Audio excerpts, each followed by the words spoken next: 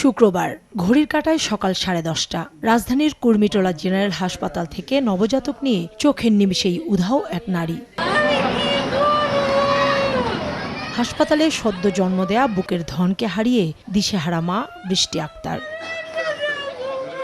আমি এই মহিলারে দেখছি দিয়ে আয়ে যায়, পরে আমি জিগাই, পরে আমার বাচ্চারে কোলে নেয়, আদর করে।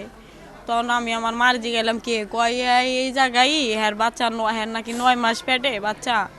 তো উনি ভর্তি হয় নাই, উনি ডাক্তার দেখাই। কিশোরগঞ্জের হাওর নিকলিতে থাকলেও তৃতীয় সন্তান প্রসবের আগে ভালো চিকিৎসা ব্যবস্থা আছে এমন আশায় 2 সপ্তাহ আগে এসেছিলেন নগরীর বুকে। বৃহস্পতিবার প্রসব ব্যথা উঠলে কুর্মিটোলা জেনারেল হাসপাতালে ভর্তি করা হয় বৃষ্টি আক্তারকে। সবকিছু ঠিক থাকায় রাত 10টা নাগাদ নর্মালি বাচ্চা প্রসব করান চিকিৎসকরা।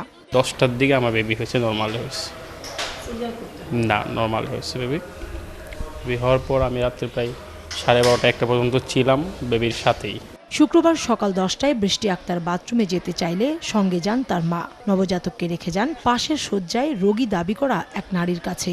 বাথরুম থেকে ফিরে শিশুটিকে না পেয়ে খবর দেয়া হয় হাসপাতাল কর্তৃপক্ষকে। 5 মিনিটও হয় না, আমি খালি গেছি যে খালি একটু ব্যাডটা চেঞ্জ করছি, আবার আসছি। আইসা আম্মা, আমি কইতাছি আম্মা বাবুরে নিয়ে আসো। এর ভিতরে আম্মা যায় পুরো জায়গা খুঁজে পায় না মহিলারা আর খুঁজে পায় না। চুরি হওয়া নবজাতক উদ্ধারে কাজ চলছে বলে জানিয়েছে হাসপাতাল কর্তৃপক্ষ।